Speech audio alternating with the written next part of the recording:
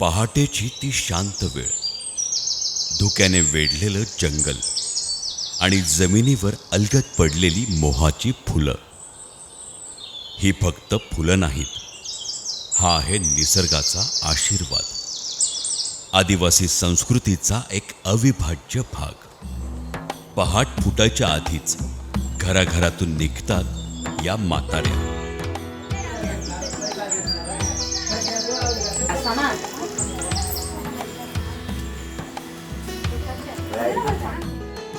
डोक्यावर टोपल्या, अंगावर पारंपरिक वेशभूषा आणि ओठांवर पारंपरिक गाणी.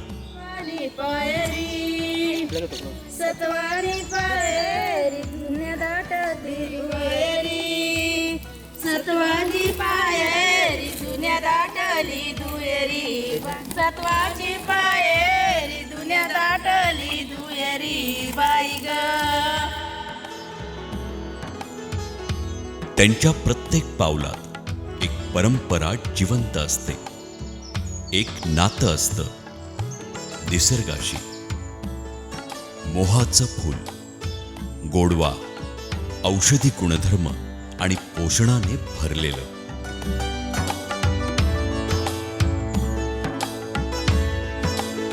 याचा वापर अन्नात, पेयांमध्ये, औषधांमध्ये आणि अनेक घरगुती गोष्टींमध्ये केला जातो.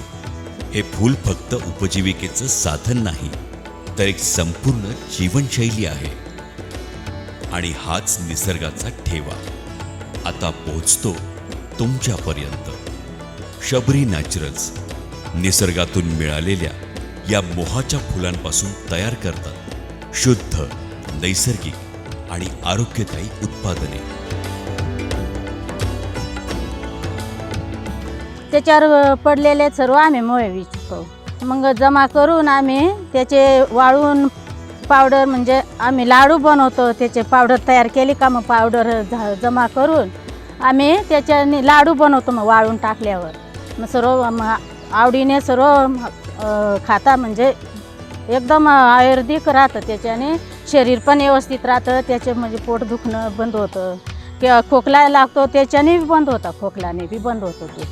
आणि त्याच्यानंतर टोळमे येतात, मग त्या टोळम्याचे आम्ही मग तेल पिळून घेतो. मग ते तेलाचं बी खूप उपयोगी येत होतो तेल. पण त्याच्याने मग आपले सांधे दुखताना त्याच्याने मालिश बी केली तरी एकदम ओके राहतं. म्हणजे त्याच्याने एकदम व्यवस्थित आपले हातपायी कडकपणा, नरमपणा येतो त्याच्याने. आपले गुडघ्यांचे असे सांधे जर आपण तेल चोळले ना तर त्याच्याने आपल्याला एकदम आराम वाटतं. मोहाची फुलं, निसर्गाची देणगी आणि आपल्या संस्कृतीचा अभिमान.